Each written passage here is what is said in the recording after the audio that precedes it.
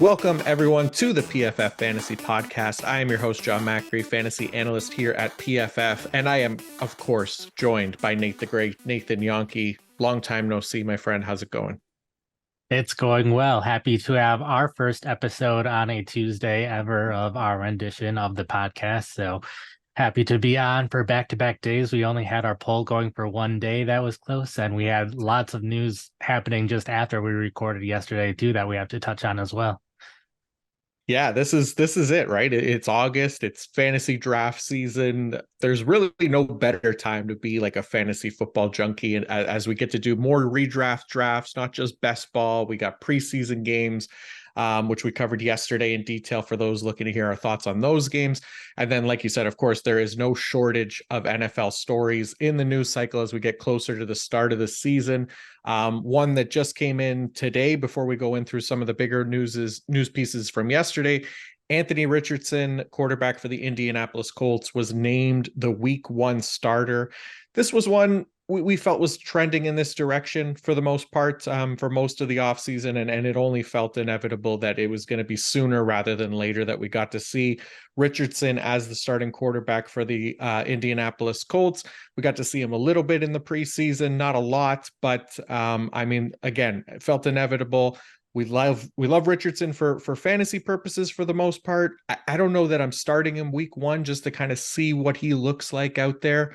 But how about you? How are you feeling about Anthony Richardson getting a shot to start the season?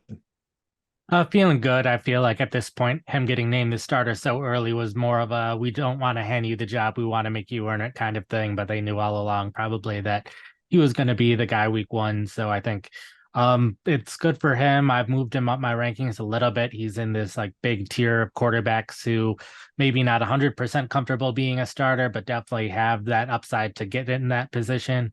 And there's so many of them that I'm fine kind of waiting, but definitely among that group, someone that I think, especially if you're in more casual leagues, you're going to be able to get him late because other people might not have heard of him. And quarterbacks are the position that people are most likely to have heard of people. So you can definitely get him late in some of those leagues. If you're in some of the more competitive leagues, a little harder to get him. So I'm generally not getting him in those kind of competitive leagues too much. But I think at this point, knowing that he's a starter, it's probably good news for the entire Colts offense, just not having to go from a different quarterback to Richardson, just being able to stick with the same quarterback. So probably good news for mostly someone like Michael Pittman, not a lot of other receivers on the Colts that are typically getting drafted, but good news for Pittman at least. Mm-hmm. Yeah, and we've talked about Richardson a few times already on this podcast, and I recently, I think it was last week, wrote up a piece specifically about him and the upside that he brings as a fantasy quarterback. And I was saying that he could potentially be a top 10 fantasy quarterback by the time the season ends because of the rushing upside, but a lot of that did bank on him starting Week 1 and being able to compile a lot of that maybe passing production that won't necessarily be in the upper echelon for most of his career here to start, but I think the rushing upside will be there. So kind of an exciting player, and looking forward to see what he looks like in Week 1.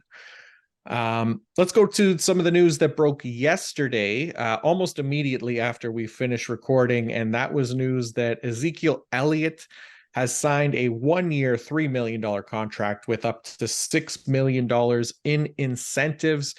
The knee-jerk reaction for most people seemed to be that they were worried that this was, really awful news for Ramondre Stevenson. But Nate, is this Zeke signing worth stressing about if you're a Ramondre Stevenson manager?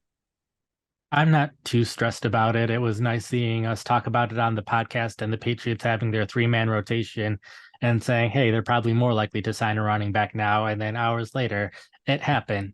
I feel like I've seen on Twitter a lot of fantasy experts not worrying about it, and then constantly in my mentions, and I'm sure other people's mentions, are people worrying about it, remembering Zeke from the old days of Zeke more than the recent days of Zeke. The two biggest concerns that I've seen is Zeke's ability in pass protection, and that hasn't been founded in any PFF data. It's just the reputation he's received. Stevenson's been a better receiving back and a better pass blocker in recent seasons. So I'm not really worried about Stevenson losing the third down role. If we see something like we saw last year, it was kind of like Damien Harris and Stevenson would rotate on early downs, and then Stevenson get all of the late down work, which worked out fine for him. He was a clear fantasy starter in that kind of rotation, and I could see something pretty similar like that happening again. The other big concern that people have had is the goal line work, short yardage work, which Elliott has been better than Stevenson to this point in recent seasons. So that definitely is an understandable concern. I haven't seen the Patriots in any of their recent seasons with Belichick, or even going later than recent seasons, ever really having a specific goal line back who is getting more short yardage work than the main running back. So it's always been like a mix of people, not just one person. So like this could lead to Stevenson potentially getting a few less carries at the goal line. So maybe a touchdown or two fewer than he was going to get, but both guys are going to get plenty of opportunities at the goal line throughout the year, assuming the Patriots are able to get that far down the field to score some touchdowns. But not too worried about Elliott, and also probably not drafting Elliott unless I'm looking to get a handcuff later in the draft. Yeah. Yeah, I think that makes the most sense, right? A slight hit to Ramondre Stevenson just because of the potential loss of goal line work. But yeah, like you said, overall, I'm not too concerned about it either. I still really like Stevenson and even where he's being drafted mostly. Maybe it pushed down a little bit, but I still like him considering some of the other options in that range. In more running back news, another big name free agent signed, and it's one that's been rumored for quite a while, but is now official. Dalvin Cook signs a one-year contract with the New York Jets, potentially worth up to $8.6 million. I don't know what the base of that contract is, but doesn't really matter for fantasy. All that does matter is that Cook is now a Jet, and with Breece Hall also getting activated off the PUP list yesterday, does this hurt both players? How much does it hurt them? Basically, on a scale of 1 to 10, how much crying do I need to do to get over this signing, spoiling a lot of my Breece Hall shares this season?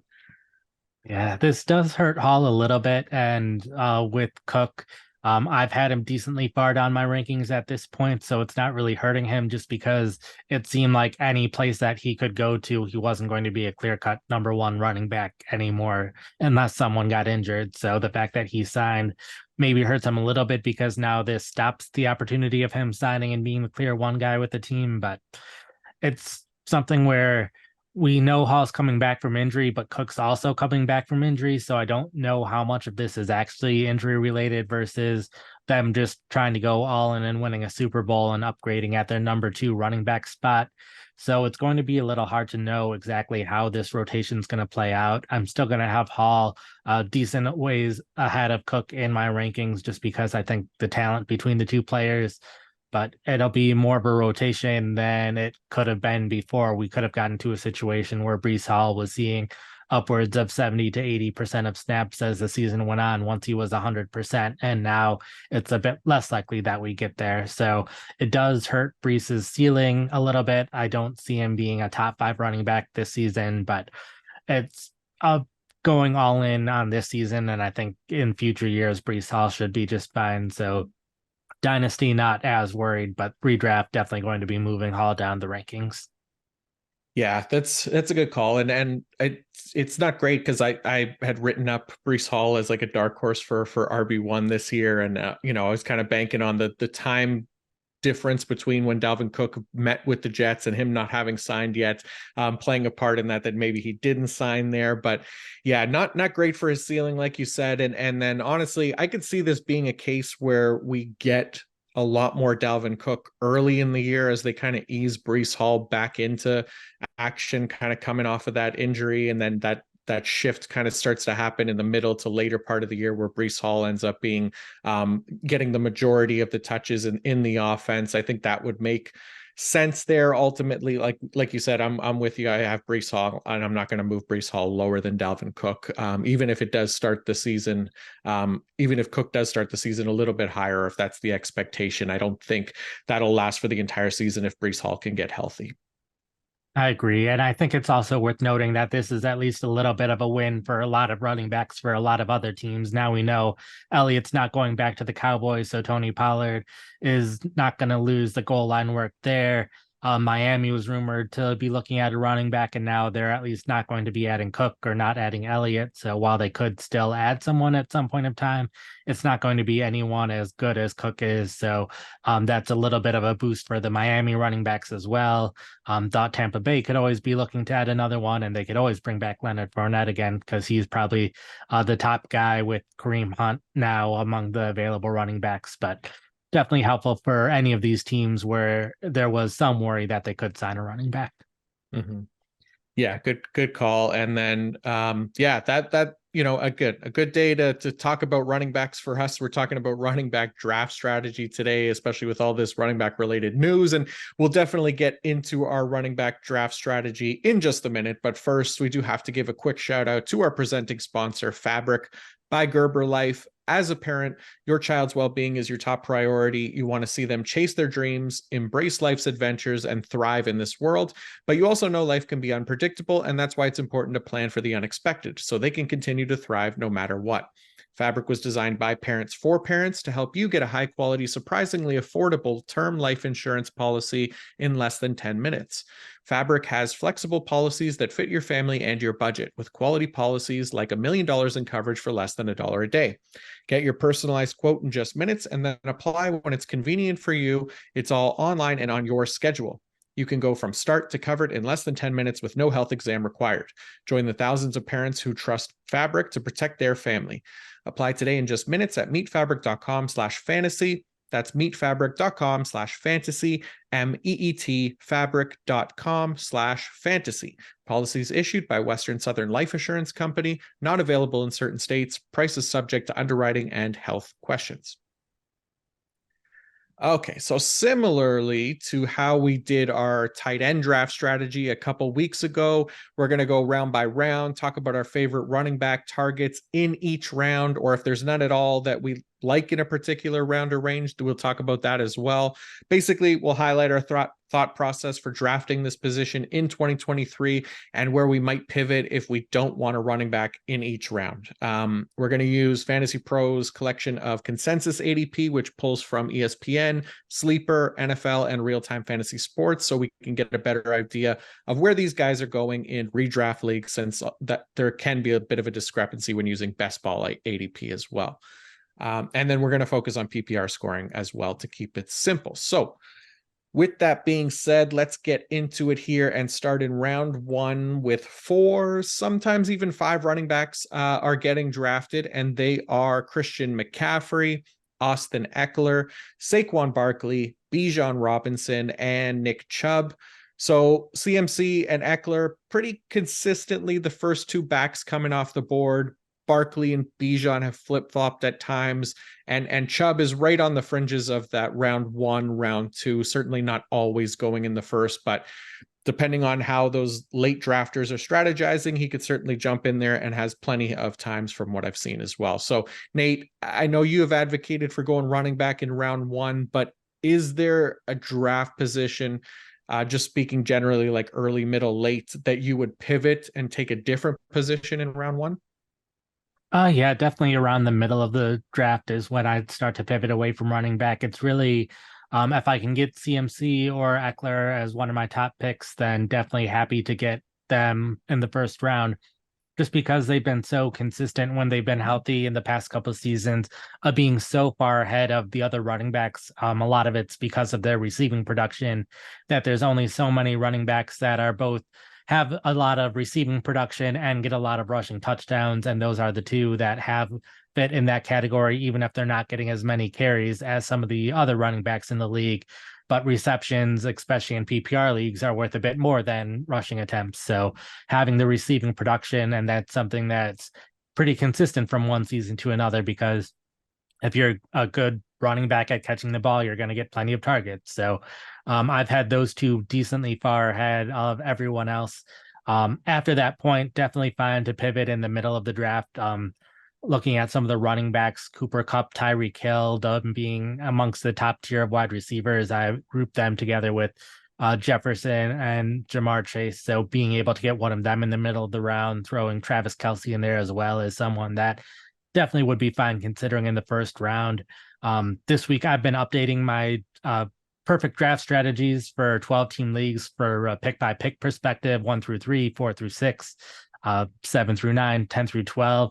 And it's really interesting to see the strategies change over the course of the summer, really, with how ADPs change as well as my rankings change. I've been even more okay getting a wide receiver in the middle of the round recently, because then I can wait for a running back in round 2, since there's a couple guys who are falling, and even get potentially top 10 running back early, middle round 3. So I've become even more okay getting a wide receiver in the middle of the draft, because if I want 2 running backs early, I can still get 2 running backs early and get one of the best wide receivers in the league. So along with the late in the draft, late in the first round, love Bijan Robinson this year. We've talked about him before, but I think his upside is going to be huge this season. So definitely happy to get him if he falls to 8 or 9, 10, somewhere in that range. But then generally, if I'm looking to get running back, wide receiver with my first 2 picks, I tend to get wide receiver in the first round and then wait for running back in the second round, just because I know some guys will be there in the second round, where wide receiver, there's still some players who are clearly above the rest at the end of the first round. Mm-hmm.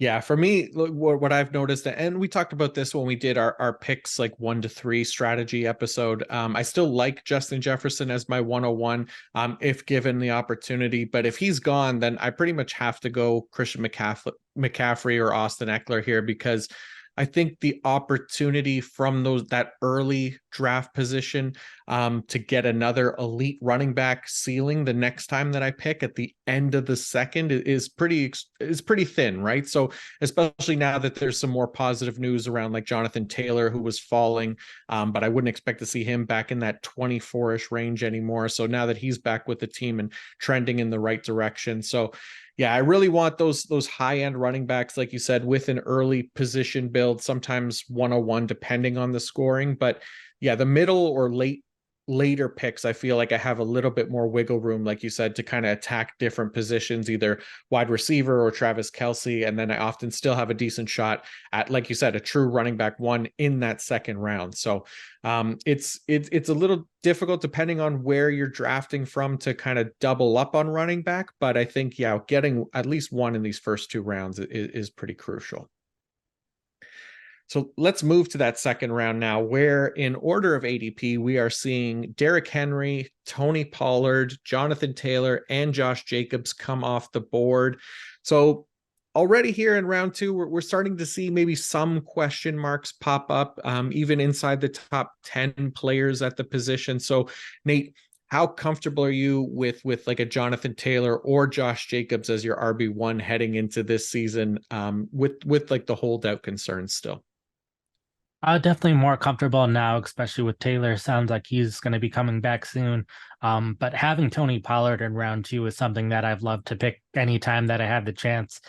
Sometimes his ADP has been low as the end of the second round. So being able to have an early first round pick and then being able to get Pollard's been great. I don't know if we're going to be able to do that much more, as his ADP has slowly but surely been rising. And especially with the news that Elliott's not going to be coming back to Dallas, probably will move Pollard's ADP up even more. But I have Pollard amongst my top 5 running backs this year. So being able to get a top 5 running back in the second round, definitely something I'm happy with. In terms of the other running backs, I tend to be happy getting a quarterback in round 2 rather than getting one of those guys. So I'm often trying to get a quarterback if it's not one of them, especially if it's in the middle to later parts of that round. So definitely not getting a ton of Taylor and Jacobs right now. It's more been either Pollard's there and then, or get a quarterback, or Derrick Henry on the top of the tier if you're picking at the start of the second round. Generally fine getting Henry, since I think he should still see plenty of volume. And then my best case scenario with him is maybe he gets traded in the middle of the year if Tennessee is not doing great. And at his age and where he's at with his contract, if he ends up with a team that needs a running back in the middle of the season that's fighting for a playoff spot, that could be pretty huge for him. Mm-hmm. Yeah, I'm with you 100% here. I mean, Tony Pollard is the one for me as well. But yeah, for the most part, what I've noticed just like recently is that these guys, all of them really aren't making it past those picks 20 to 21 anymore. So again, if you went wide receiver with one of those like 1 to 3 picks and these backs are now off the board, I'd probably just keep waiting at running back at least until the next round, which wouldn't be too many picks from now anyway. So either going with a tier 1 quarterback, like you said, or another high end wide receiver to pair with your first pick. Used to be that you can get Tony Pollard near the end of the second, like you said. But I noticed that as the kind of like question marks surrounding some of the guys that were typically going ahead of him started to pile up, that he started to get pulled up higher in ADP. And now that, like you said, Ezekiel Elliott is signed, I don't think he's getting back to the end of that second round range before the season now. So middle position, probably my favorite, at least for if I'm drafting running back heavy, because if I were to get like a Cup or Kelsey or Bijan or Saquon specifically in that middle first round, coming back in the second to try to get Tony Pollard, Jonathan Taylor, or Josh Jacobs has felt really nice, especially with Pollard, since he has the least amount of question marks surrounding him now. So really like that. Yeah, I'd add we're 2 rounds in and we're already doing a lot of talking of, well, we are fine getting a running back here because this is who's going to be available later or earlier and those kind of things. And it's really hard to get a sense of that without doing a lot of drafts. And our mock draft tool that we released recently is a really nice way to prepare drafting in this kind of manner, since you can do a bunch of drafts and try different strategies out and see who's going to be available. We have within the tool the odds that someone's actually going to be available at the next pick. So when you're making a pick, you can plan ahead of seeing who should be available at your next pick. With the odds that we have, and we're using up-to-date ADPs with those. We're using my rankings and our projections to come up with suggestions for those which are up-to-date. So that's a great way of trying to do some of these drafts yourself, so you can see if you draft this person who's going to be available later and how your team might end up looking, rather than just picking who you think the best available player is and then finding later, oh, you have too many running backs or not enough running backs. I like it. Yeah, good call there. And really nice job on the plug for the fantasy mock draft simulator. Definitely check it out. And I noticed that George Chahuri recorded a video on how to use the fantasy mock draft simulator as well on the PFF Fantasy YouTube channel. So if anybody is looking for like a tutorial, quick video on that, you could find it on YouTube as well. All right, let's move to round 3 now. Pretty decent amount of running backs going here with 5 different options to choose from in round 3. Ramondre Stevenson is the first one, followed by Najee Harris, Travis Etienne, Breece Hall, and Joe Mixon. Question marks kind of continue to pile up here a little bit. Stevenson was pretty easily the best pick in this round. Now loses maybe a bit of his cachet with the Zeke signing, although I do still think he's worth the 3rd round pick. But guys like Harris, Etienne, Hall now have real competition for touches. So Nate, to me at least, Joe Mixon feels like the most valuable pick of this round, considering his role, and then factoring in that he's still the cheapest option of the bunch. Am I crazy to want him much more, especially at cost over the rest? I think it definitely makes sense having Mixon at cost compared to the other running backs in this group. I wouldn't be surprised if we continue to see his ADP rise, though, just since I feel like with my rankings and other people in general, it's always been the thought of, okay, maybe they cut him. And then if they do, then it ends up being like Dalvin Cook or Ezekiel Elliott, where they were a top 20 running back and now they're somewhere outside of the top 30. So that was always the concern for Mixon. And now that we know that's not going to happen, now that he's taken a pay cut, I've moved him up my rankings, and I feel like other people are just slowly but surely adapting to that. So I wouldn't be surprised if he continues to move up, especially with the concerns that we have with everyone else in this list. We talked about Stevenson and Hall at the beginning, and their ADPs will probably be falling at this point. Stevenson, I wouldn't be surprised if he falls, and I'm going to be glad to pick him no matter how far he falls. Hopefully he falls a lot so I can get him even later than I've been getting him now, but I've generally been happy to get Stevenson early 3rd round and would still be fine with that at this point. But guys like Harris and Etienne, those are both guys that have dropped down my rankings. Both, there's a lot of concerns that this could be more of a committee than what we saw last year. Jaylen Warren's looked great. He has taken the passing down work. He took some of the running down work in the first preseason game, which, yeah, we're only talking about a couple snaps there. And Harris had more passing down work than I expected in the preseason game. So it could just be the team trying out different players with different things. But Warren's been a more efficient runner than Harris. So there's always a chance that Warren becomes the guy for Pittsburgh, which is a huge concern for Harris. And then we talked about ETN plenty yesterday, but there's a decent chance that he'll be in a little bit more of a committee this year. I wrote my player profile on him that went up today, so can get all of my thoughts on him there. But because of that and the question marks surrounding a lot of these running backs, a lot of the time, if I'm not getting Stevenson earlier and Mixon late, I'm more looking at wide receivers in this round rather than getting a running back. Mm-hmm.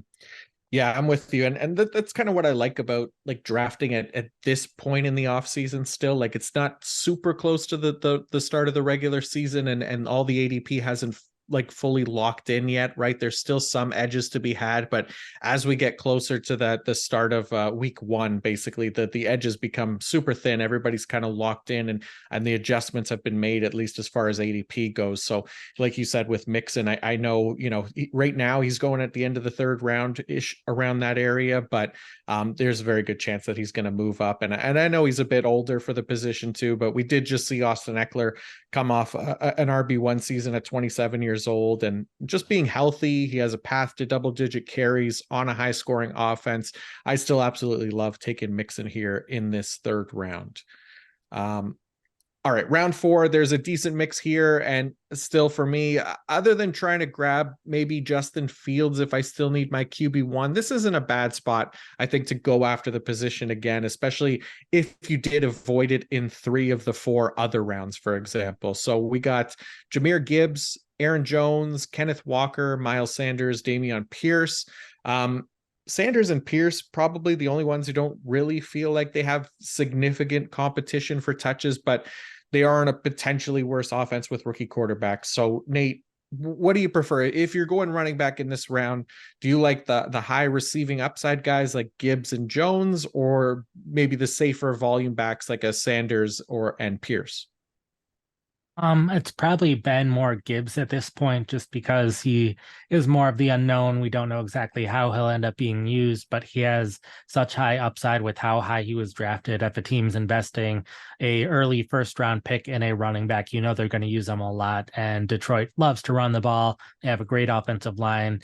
So I think Gibbs will be used plenty. So he's someone that definitely fine taking a risk on, especially if I'm okay drafting more running backs later in the round, just depending on how the rest of my draft is going.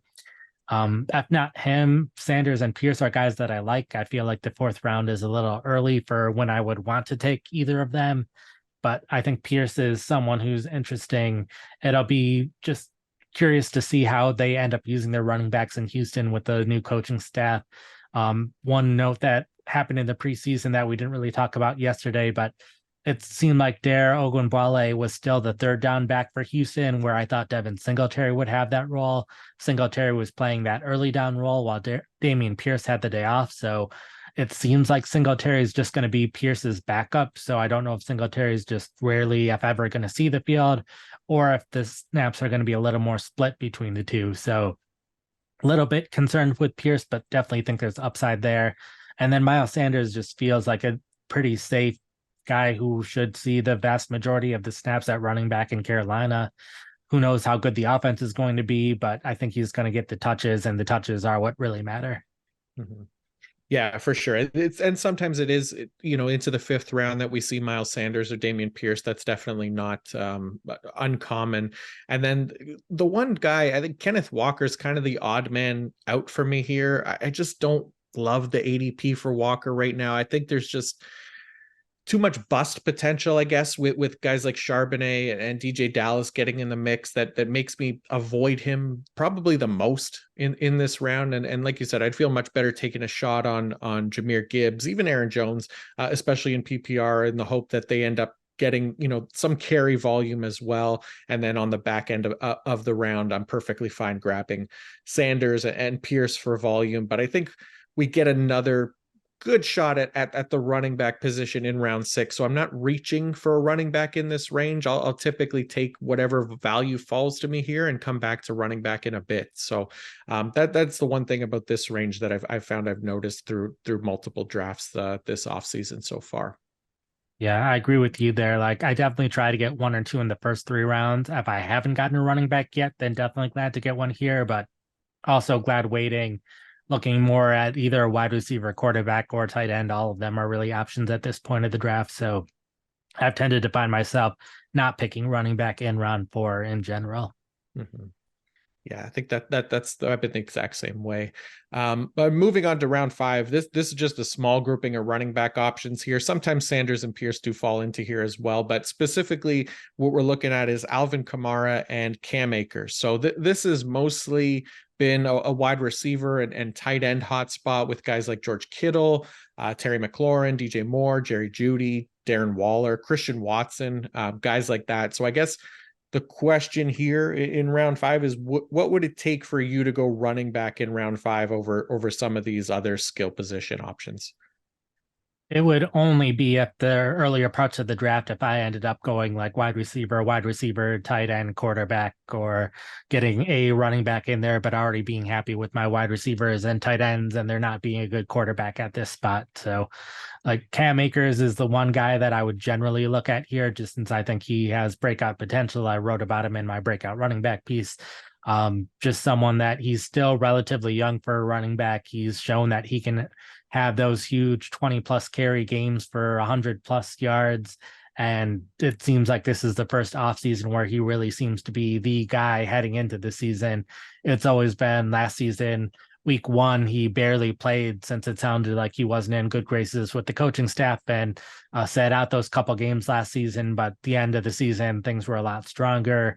Earlier than that, Darrell Henderson being a big factor as well. And now he's not on the roster. So I think Akers, yeah, he doesn't have that receiving upside, but he should see plenty of volume. And I know we're talking about PPR, but especially if you're looking at standard leagues, definitely happy to get someone like Akers here. Yeah, for sure.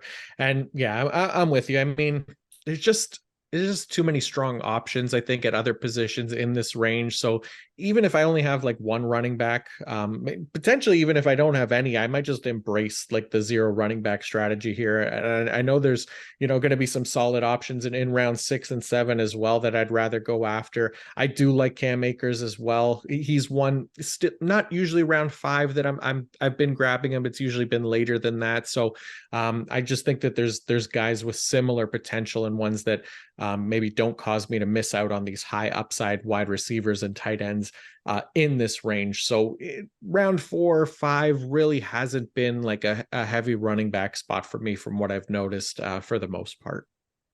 There, I'll add Alvin Kamara. That's the other one in this range, and gives me a chance to talk more about the preseason since I had more than an hour's worth of preseason stuff that I could have talked about yesterday. So if I can spill some into this episode, I will take it. And Kamara is someone who took the vast majority of the snaps with the first team in the preseason in week 1.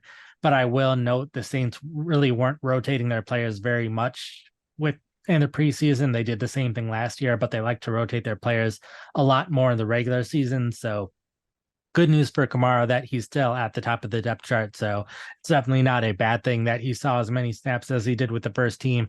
I just think once we hit the regular season, once the suspension is over, we should see a little bit more rotation than what we did see in the first preseason game. Nice. Yeah, I think that makes sense. And then plus they know he's going to miss 3 games as well, right? So maybe want to try to get him as many reps early as they can, or at least until he gets back. So, all right, before we go any further, I do want to shout out one more of our sponsors, and that is DraftKings. This season, DraftKings has launched the largest best ball tournament in DraftKings history. Right now, you can enter into DraftKings Best Ball Tournament for a shot at over $10 million in guaranteed cash prizes. Make your entry into the draft today. Sit back, relax, and enjoy the NFL season without having to worry about managing your roster, waiver wires, and more. To start playing best ball, download the DraftKings app using code PFF, enter DraftKings Best Ball Millionaire Contest, and snake draft your team for the season. Each week, you'll automatically rack up points from all your top scorers, no ads, drops, or trades, or I should have played him instead. Teams with the most points by the end of the season will have a shot to take home the $1 million top prize. So What are you waiting for? Head to the DraftKings app and sign up with code PFF and start playing best ball today. Join the DraftKings $10 million best ball tournament only on DraftKings with code PFF.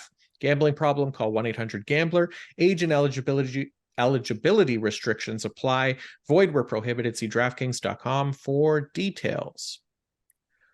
Okay, let's move on to round 6 because this is where I've typically found running back picks kind of back up a little bit, and ADP will back that up for sure here, as we have actually 7 running backs getting drafted in round 6. So they are James Conner, Rachaad White, Alexander Mattison, Dalvin Cook, DeAndre Swift, J.K. Dobbins, and Isaiah Pacheco. So a decent group there. But Nate, do you have any favorite running backs from this bunch, or a player that you end up with much higher exposure to, I guess?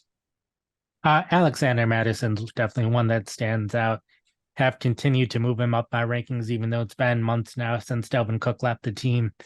It's just, he's in such a good offense, and he should see the vast majority of the touches.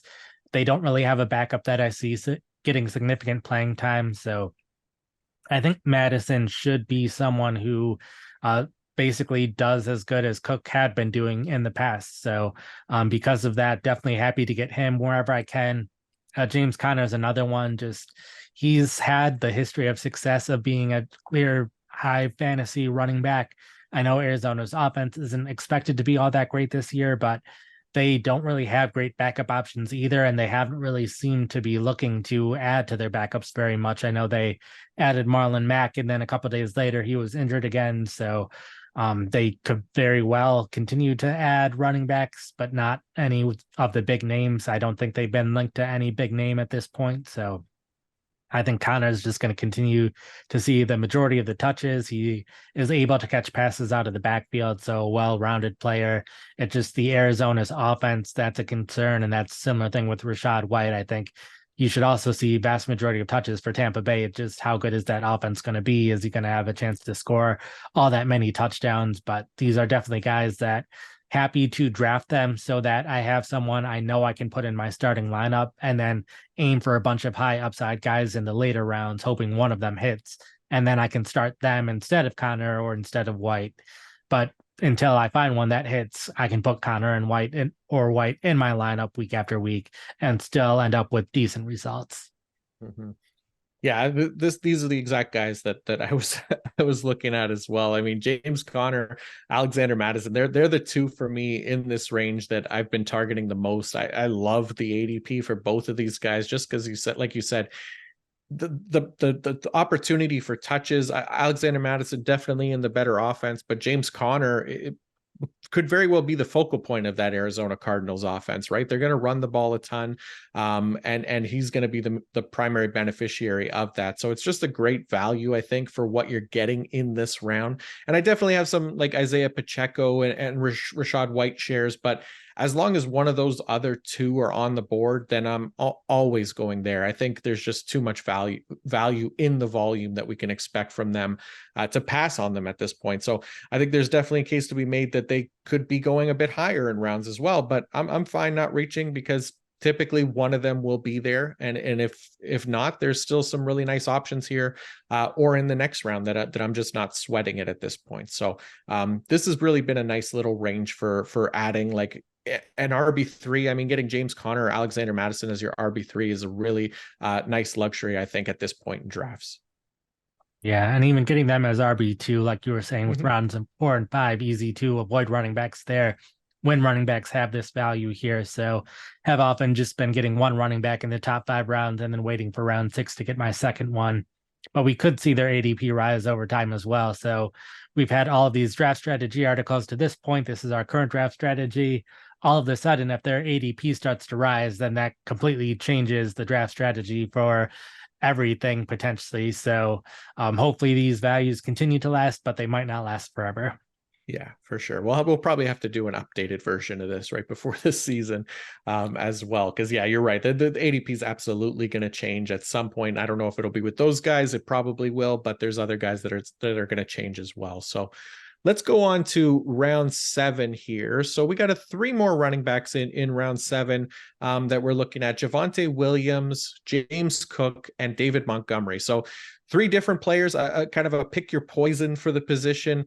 Do you want the potential workhorse with a significant injury question mark in Javonte Williams, or do you want the high upside James Cook in a pass heavy offense who may not get the high end rushing workload?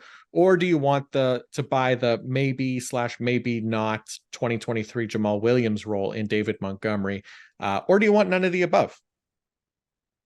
I'm generally fine getting a running back here, especially if I'm getting a third running back and I feel fine about my other positions at this point.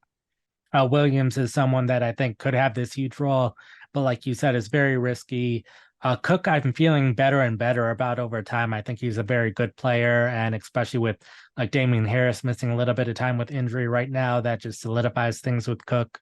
And Buffalo just loves having the same players on the field for an entire drive.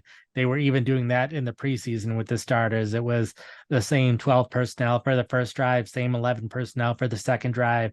So I think Cook's just going to have a lot of those drives where the other running backs they have on the roster might not be the kind of guys that you want for the entire drive because they're more rushing backs rather than receiving backs. So I think that's a big benefit to Cook, that he should be able to be seeing a lot of playing time, similar to what Devin Singletary was doing, but hopefully doing even better as a receiver out of the backfield than Singletary. And especially when you compare the offenses, Denver and Buffalo, expect Buffalo to be scoring a lot more touchdowns this season. So that's definitely touchdown opportunities that Cook could see, but also generally fine with Montgomery. I just don't know exactly what Detroit is going to do in terms of how they distribute their carries. I think either Gibbs or Montgomery is going to pretty significantly outperform their ADP. It's just which one is it? And if you draft the wrong one, then that's kind of hurtful in the first 7 rounds to have a running back who's not performing how you'd like to see. But I think Montgomery is a risk worth taking just because he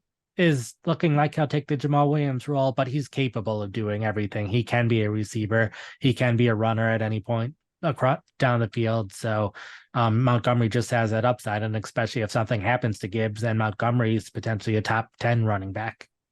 Yeah, he feels like a really nice, safe pick here in this range. And then we talk about guys that could rise over the next few weeks leading into the season as far as ADP goes. I think James Cook is definitely one that we could see get higher and higher up the ADP boards, especially if he continues to play in the preseason and score touchdowns and things like that. People are going to get pretty excited about him. But Javonte Williams as well, right? He's been healthy apparently.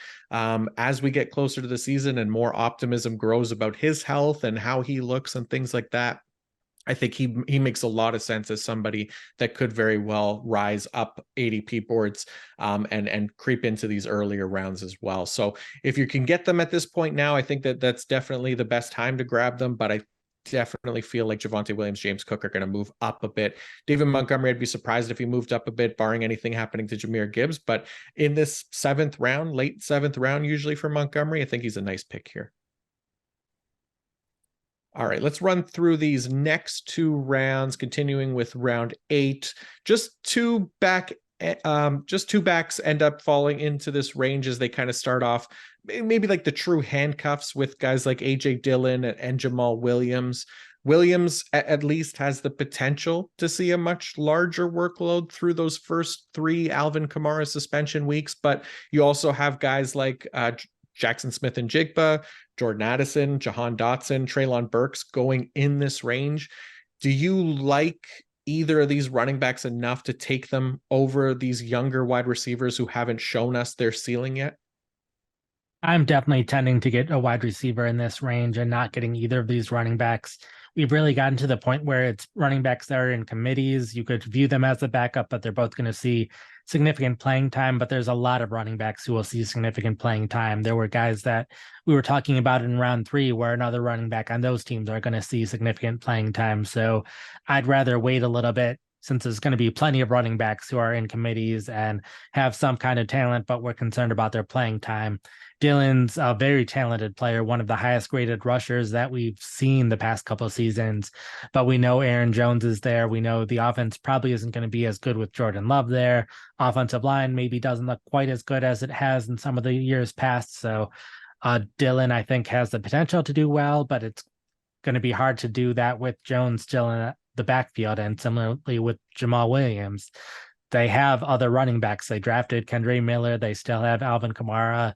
Even though you can start Williams those first 3 weeks, you're not drafting someone for what they're going to do the first 3 weeks. So I'm happy to have Williams on my team, but probably not at this ADP. I'd be much happier getting him a little bit later where other running backs are going that are also in committees.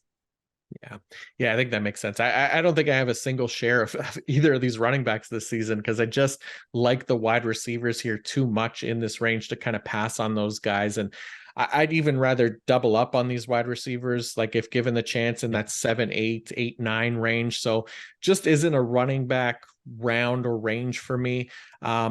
Round 9 could be a running back round for me because I think there's maybe some decent value guys in here, like Brian Robinson Jr., Khalil Herbert, Antonio Gibson. Gibson has been a pretty popular pick in best ball over these two because he has the receiving upside. But in redraft, would you rather have a Brian Robinson or Khalil Herbert over him? And if so, which one would you prefer? I generally prefer Herbert among these three. I haven't gotten very much of the Washington running backs. It just looks like it's going to be exactly as it was last year, even with the new offensive coordinator. Robinson will take the early downs. Gibson will take the late downs. Even if there's an injury, the other Robinson's not going to get the receiving work that Gibson gets. Gibson at least has the opportunity to be an every down back if something happens to Robinson. So generally preferred Gibson a little bit, but just not being able to have that passing upside has hurt Robinson a bit, but I'd rather have someone like Herbert who has the chance to be an every down player this season. And it looks like he could get there already with him getting all the snaps with the starters. Like we'll see Deonta Foreman at times, but Chicago likes rotating a little bit more by drive rather than by situation. And they're fine having a running back seeing the majority of the work. And Herbert looks like he's going to be the guy. So Herbert, definitely someone I'd be happy to take here, but I also wouldn't be surprised if his ADP starts to creep up a little bit and I won't be able to get Herbert anymore in this range potentially. Mm-hmm. Yeah, he's definitely the one that I could see rising out of this range for sure. And I typically haven't been really down on any of these guys in this range. But yeah, I also have missed out on a lot of Khalil Herbert because I've just been kind of avoiding that Chicago running back group because it did feel like it was going to be more of a committee. So I would just kind of take the value with one of the later guys for the most part. But Khalil Herbert now that we got to see that kind of usage in the preseason, if we could still get him in this round 9 area, I think that's really nice. But happy with either of these guys here in this range still. All right, let's do a quick look here at round 10 and beyond to kind of wrap it up. There are some decent options remaining, but each one brings kind of their own set of red flags, and we could start considering these guys as kind of like our favorite sleepers now. So Nate, do you have like some specific running backs that you want to target in these next few rounds, or is there a specific point or round of the draft past these first like 109 picks or so that you'll end up targeting the position more often? Sure. Generally around 9 and 10, I'm tending to get more wide receivers just because there's starters at that time still. So being able to get someone who's on the field all the time, maybe not as exciting as someone like Jordan Addison or Jahan Dotson, but still younger players that have a chance to break out.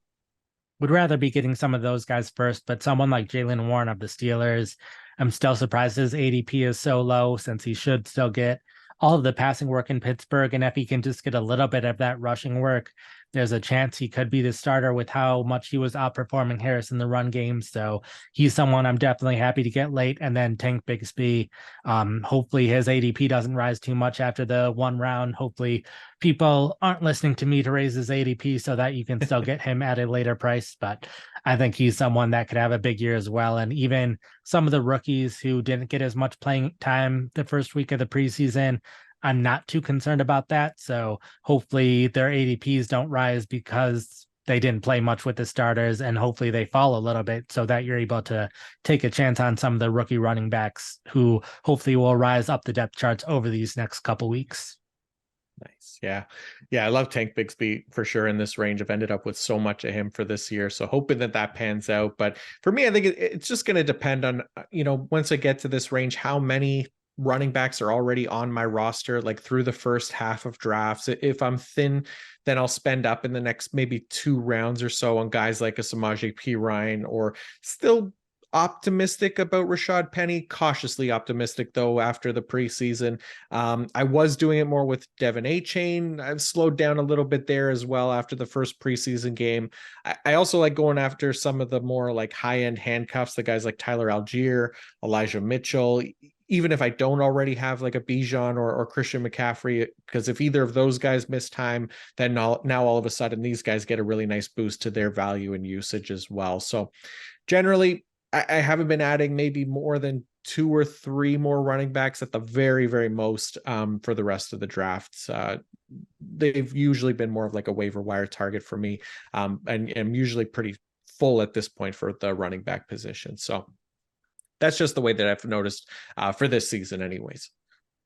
There, yeah, I've tried to get like 2 or 3 before this point and then add another 2 or 3 after this point, just depending on how things are going and the size of my bench I have in general and those kind of factors. Yeah, for sure. All that stuff's going to play a part in it. Every draft is different, right? And every draft kind of plays out differently. So it's all going to depend on so many different factors. But that's it. I mean, let us know what you think of our approach to the running back position this year. I'd love to hear other people's strategies as well. Just such an interesting position this year, more than any other year, it feels like, with a ton of kind of high risk, high reward options. So hopefully that breakdown was helpful for you all. I'm sure we'll be covering a couple other positions as we get closer to the season as well.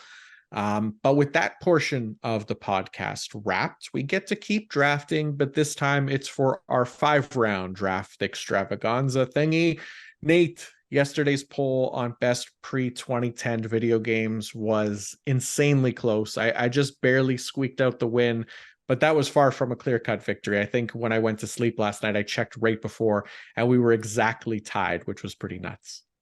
Yep. And then I tweeted it out at that point, and my followers voted for you rather than voting for me. So it was a little sad to see. Like, plenty of them voted for me as well, since it stayed pretty close to 50-50, but I think it ended up like 52-48 or something around that range. Yeah. That was, I think that was our closest one. Probably so far, I think. Anyways, 52-48 was the final scoring there. So really just a couple handfuls of votes in my favor, but I squeak out the win. And now we move on to today's poll. A couple weeks ago, we did like the best green characters, which I think I ended up winning that one, but it was a fun one. So we're going to go back to the color well here, and we're going to draft the best blue characters this time. Nate, you have the first pick in this one. I'll be really curious to see who you take at 101, because I thought, with green, there was kind of a clear 101 when I was picking, and thought for sure we'd both consider the Hulk there. For blue, I have no idea which way you'll go to lead us off here. Yeah, the more time I thought about it, the more I felt pretty good about my 101, and that's the genie from Aladdin, from Robin Williams' rendition of the genie.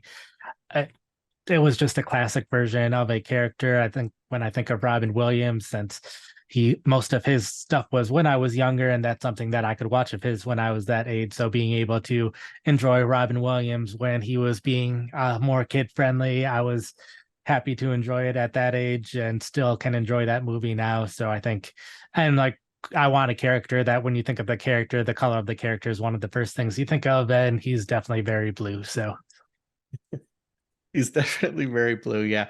I had him on my list too. I wasn't sure where to put him. I didn't know like if people like still knew who that was after they did like a modern version of Aladdin and Will Smith was the genie, but I'm pretty sure most people are going to know Robin Williams genie. That's probably a pretty solid first pick. So for me, I guess I'm going to go with Sonic the Hedgehog.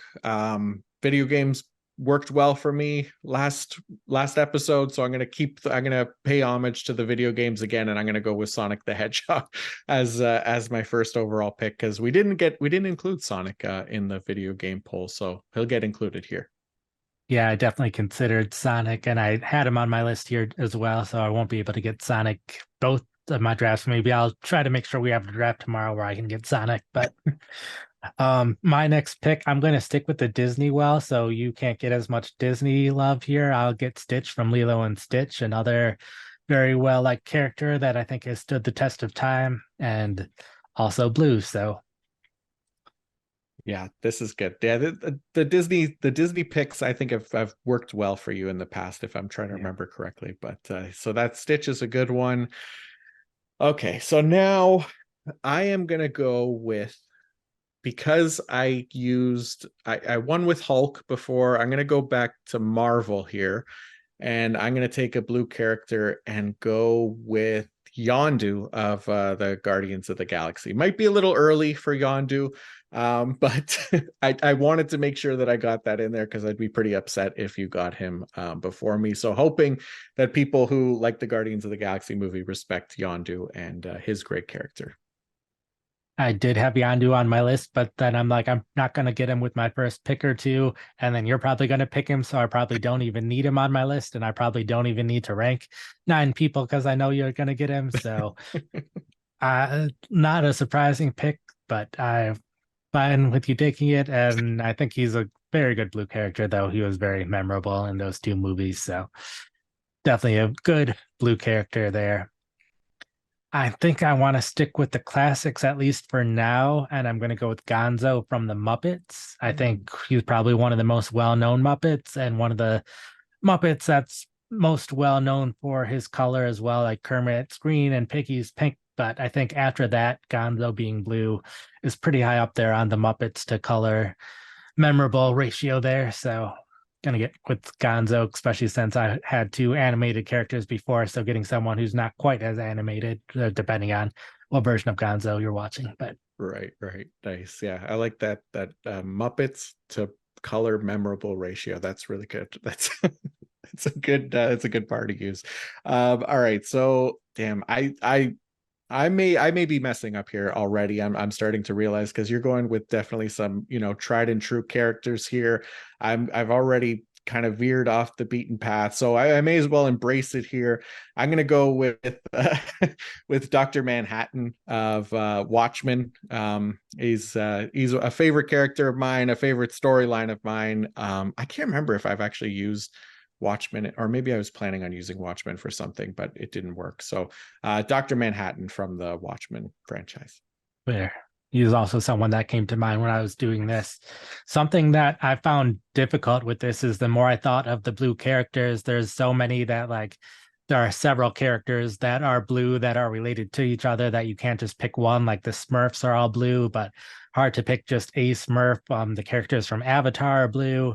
There are a number of X-Men who are blue as well, but I don't think that's going to stop me from picking an X-Men here. I'm going to go with Mystique as my next character, the one that I probably most think of when I think of the blue X-Men. So that was also part of why I'm like, do I want to pick Yondu early? Because there's so many Marvel characters that are also associated with the color blue, and I probably just want one of them. And I think Mystique's the one that I wanted from the group. So going with Mystique here. Yeah.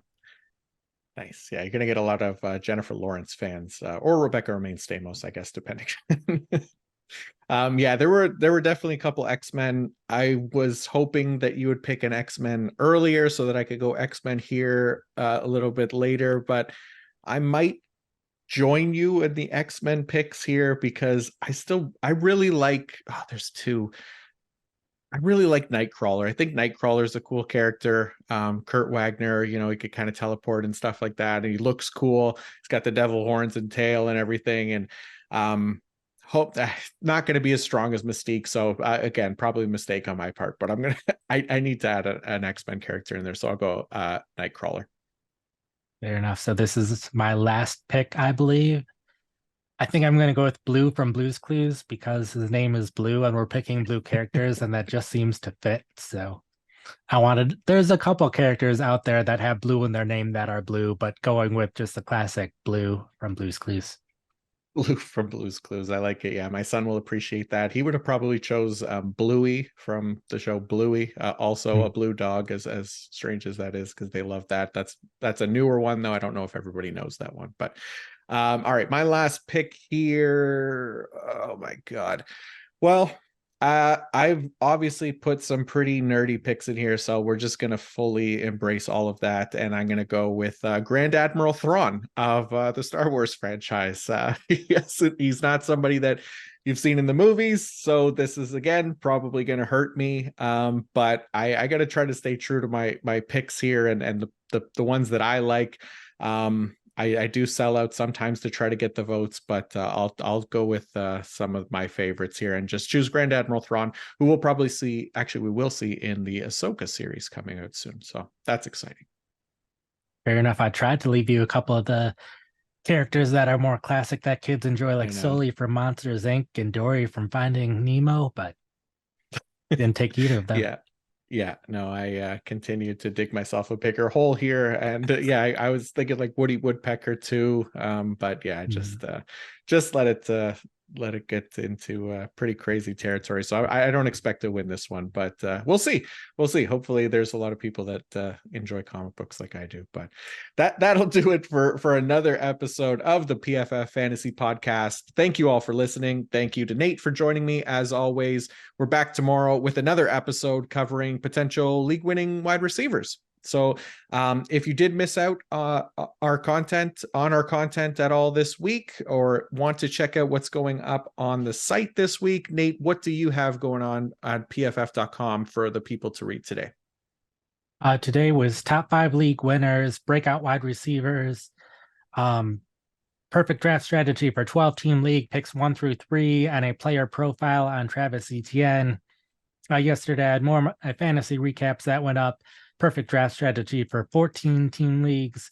And then tomorrow, I will have another player profile. I believe I'll be doing Ramondre Stevenson tomorrow. More perfect track for 12-team leagues. And then I will also be having depth charts for all 32 teams, based a lot on how they use their players in the preseason. So you can see where people are on the depth charts right now, when they entered their games in the preseason, when they left their games. So you can have a better picture of how all of the teams are looking right now. I like that. That's fun. Sweet. So yeah, be sure to check all of that out on pff.com. Remember to subscribe to the PFF Fantasy YouTube channel. We would greatly appreciate that, as well as the PFF Fantasy Discord. So again, I can't thank you all enough for tuning in, and we'll see you again tomorrow. Until then, peace out.